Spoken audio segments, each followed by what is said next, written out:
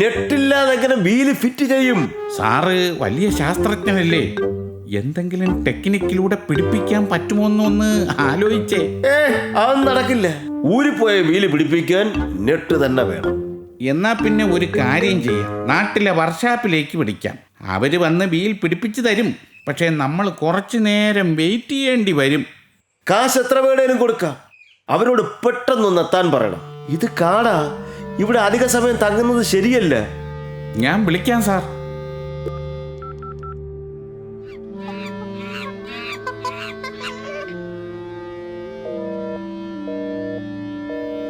വർക്ക്ഷോപ്പിലേക്ക് വിളിച്ചിട്ട് കിട്ടുന്നില്ലല്ലോ സാറേ. ബെല്ലുണ്ടോ? ഇല്ല, കോള് പോകുന്നില്ല. ഇവിടെ റേഞ്ച് കിട്ടുന്നില്ല സാർ.